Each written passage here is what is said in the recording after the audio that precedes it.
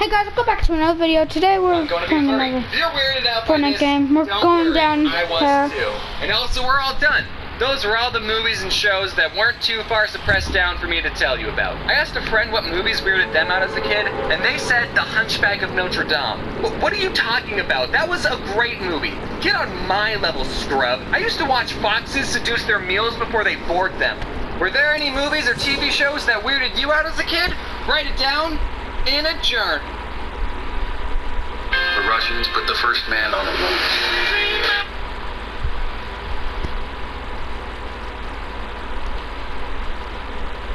You are astronaut candidates.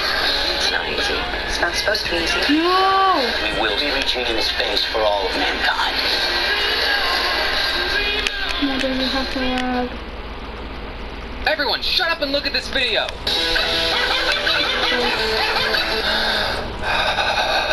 I love the internet. Gabe the dog is a rescue. Aww. Side question. Do you think Arthur Schwallow, Nobel Prize winner and inventor of the laser in 1957, would enjoy playing a round of laser tag, something that he invented? Someone should tweet to him and see if we can get him to play laser tag. Oh wait, he's dead. He'd be 95 years old if he was still alive. Oh, say, can you see? Well, he's playing laser tag in the stars now. What if that's what shooting stars are? Okay, here's a story sort of relating to the side question. So one time, me and this group of friends went to a laser tag place. Arena? For someone's birthday party. I was old. So not that old, but old enough to think we were old. I don't know if any of you guys have been to a laser tag place, but when you get there, you usually have to wait for the game inside to finish up before you can go and play. So the laser tag place has these arcade games for you to play while you're waiting. So me and my friends are playing games, and this group of 4 guys wearing all black come in. I'm talking black long sleeve shirts, black pants, they had black freaking gloves on. 3 of them were wearing some sort of black hat, and the other guy who wasn't already had black hair. They looked about 18, maybe 19 years old. So my first thought was, look at these goths, what dweebs. But then I remembered that the laser tag arena was darkly lit.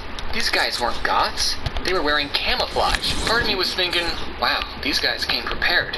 But the other part of me was thinking, wow, these guys are even bigger dweebs. They came prepared to a laser tag fight. I don't know what these guys' names were, but for the sake of this video, we're going to call them all Hunter. Not because they have guns and they hunt people, but because I think only people with the name Hunter would do this. I don't know why I'm biased against the name Hunter, it's just one of those names. If someone named Hunter is watching, I'm not sorry. Before you go in and play laser tag, you all sit in this room and some employee tells you the rules of the game. Then at the end they make you repeat the rules to them. So they say, I will not run, jump, or climb. And then you say, I will not run, jump, or climb. But I remember while we were chanting the rules, the 4 guys were just staring off and not repeating anything.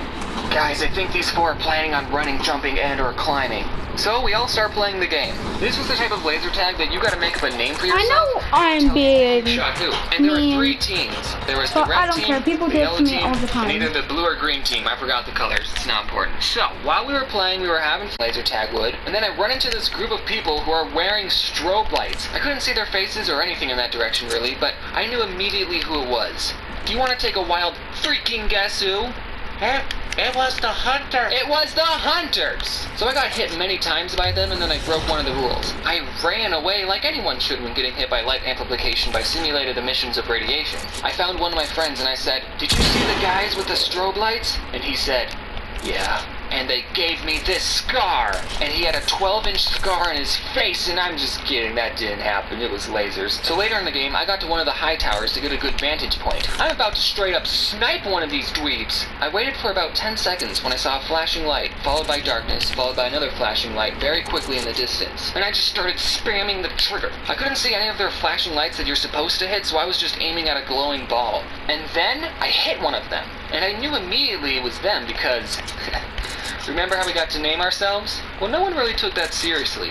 We all came up with joke names like Butt Fart, or Big Wiener, or Shooty McShootface. I'm just kidding on that last one, that meme didn't exist back then. But the name that I chose was... Are you ready for this? A girl. Let me explain. When you got shot with a laser, it would say who shot you.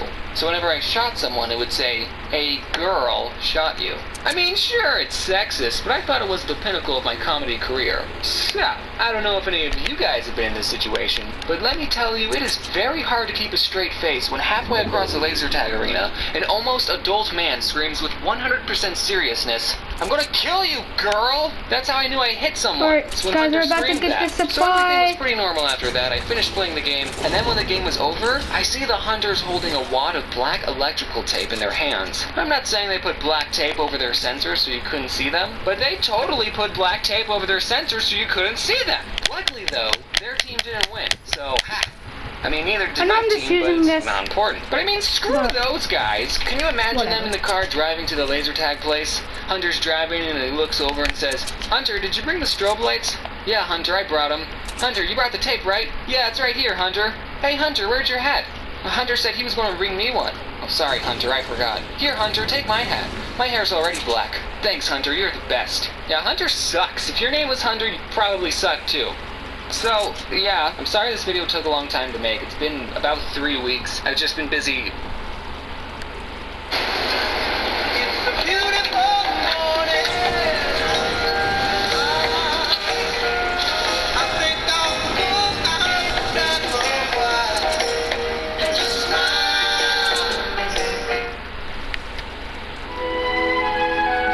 Oh, guys, I see someone. Well, next time, don't steal my Monopoly! Ariana, give James $200. You landed on his property. No! He's in jail! I'm not gonna give money to a criminal! That's not how you... Mommy, why is brother screaming? Shut the f*** up, Sally. You don't get to talk after stealing my last railroad. I wish I was never born! Me too! You think I wanted this? Hi, what you all just witnessed is the phenomenon known as family game night. Family game night plays an important role in the household dynamic, as studies have shown that families who participate in activities together form closer bonds and stronger relationships with each other. So try setting aside some time to play board games with your family. And if they beat you, cut them out of your life forever. Okay, have fun, you guys. I like board games. I guess any game that doesn't involve me getting up and moving around I'm a huge fan of. Also, since I'm bad at everything and don't like playing games against someone who's better than me, I really love the games that don't require any type of skill. Like the game Chutes and Ladders, which I just learned today has another name called Snakes and Ladders. And I'm going to call it that instead, because I'd rather draw snakes than chutes. In Snakes and Ladders, you have no free will.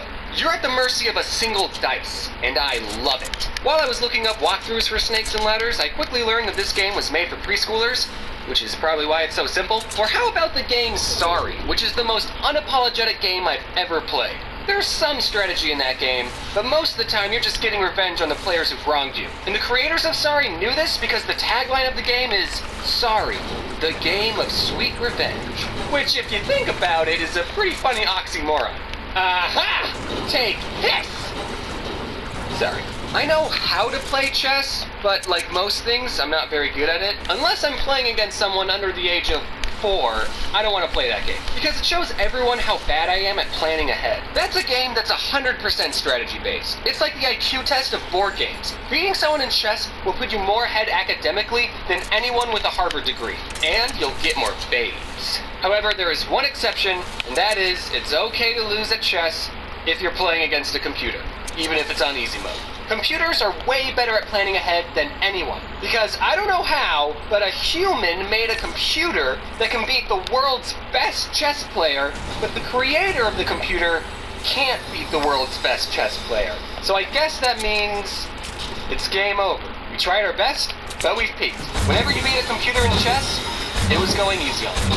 Imagine if we made a computer that could beat the world's best Snakes and Ladders player. I would pay money to see a Snakes and Ladders championship. And everyone watching knows that the person playing is just some Joe Schmo that acts like the world's best Snakes and Ladders player, but they're all still excited.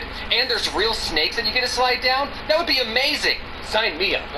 While we're on the topic of chess, I want to tell you about this cool sport I discovered called chess boxing. This is an actual competitive sport where 2 players play chess for 3 minutes, then box each other for 3 minutes. And they keep switching between chess and boxing until someone either gets a checkmate, they run out of time playing chess, or they KO the other player. I love this sport because it combines 2 polar opposite games, and it's something that anyone can play.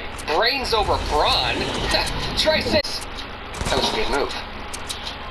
I'm gonna punch you so hard in the balls for that. I know I just said I was How bad did I at miss chess, that? but if there's any YouTubers who want to challenge me to a chess boxing match, I will gladly take you to the ring, and we can charge people $12 just to watch. And we can end it in a draw. You know, so that way you won't look bad in front of your fans.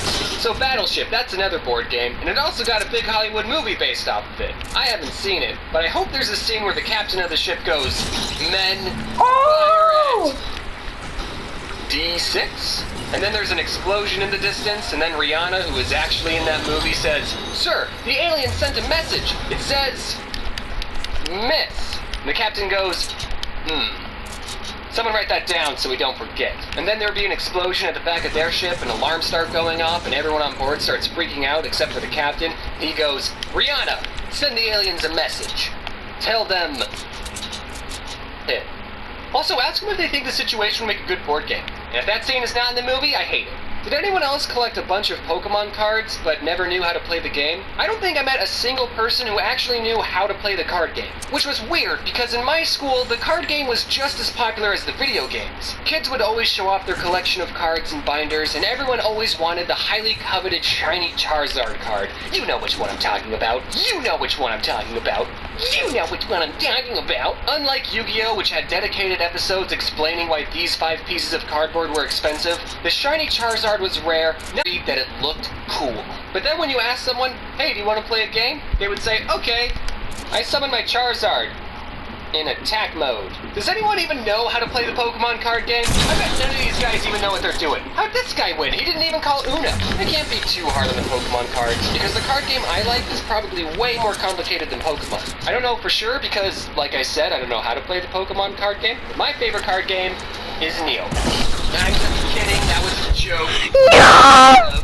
I did actually own a lot of Neopet cards. I don't remember. Well, we'll do another one, how okay? to play. I do remember you have to get 21 points to win, which got me into playing blackjack. But it's okay that I don't remember how to play, because no one else is playing this game. I wanted to find some footage of a Neopet TGC championship, only to come to the disappointing realization that no Neopet championship exists, which is sad. So, if there's any YouTubers watching who want to fight my Scorchio, square up. Okay, but for real, the card game I like the most is Magic the Gathering. And fun little factoid, all 3 card games I've mentioned were created by the same company, Wizards of the Coast. Hey, is that a Monopoly reference? I've been playing Magic since 2007, and back then the game was a lot more simple. Look at some of these more recent cards. First, see how many words are on them? And if we flip them over, they merge into an even bigger card. What? If you showed these cards to my 11-year-old self, I would have lost my marbles. My favorite thing about Magic is when Dick Garfield, was first creating the game in 1993, he didn't really have an accurate way of testing the cards to make sure they were all fair and balanced, and he ended up creating some of the most overpowered cards in Magic, and players today refer to these cards as the Power 9, because there were 9 really good ones, which is why every single one of them is banned. Now, don't get me wrong, the Power 9 are good cards, but none of them are like, you win the game good. Take this one for example, Ancestral Recall. All it says is, draw 3 cards. They added that last part. Why would you ever give your opponent 3 more cards to beat you with? Now, I know what you're we're thinking. going lazy. Wait, a slightly better Pot of Greed, which is a card that allows me to draw 2 new cards from my deck and place them into my hand, is one of the top 9 most powerful Magic cards? Yeah. Pot of Greed is banned too. Games play such an important role in childhood. And here's what they all teach us. In Magic, if you're really good at what you do, no one will invite you to their tournament. Monopoly, white-collar crime is okay. Battleship, just guess and check. Snakes and ladders, if you see a ladder, climb it immediately. And no one cares about Neopets. Now, if you excuse me, I have to show this prison guard my coupon I have that lets me get out of jail anytime I like. And when all is said and done, I thought to myself, what can I do to help strengthen this weekly tradition of family game night? So I decided to create my own game based off one of the most scarring events of my childhood. Many of you might recall the traumatic experience my sister and I had with Harry the Moth, and to help me cope, I decided to immortalize this memory by turning it into a card game. Introducing Can't Catch Harry. I let my Twitter followers decide on a name, and they went with this one, so good job, guys. Here's a sneak peek of some of the cards. I spent a lot of time working on this game, and I know you're going to like it. We got a lot of recognizable characters like Mr. Poe, Mom, Satan, and Sandwich Artist. We're launching the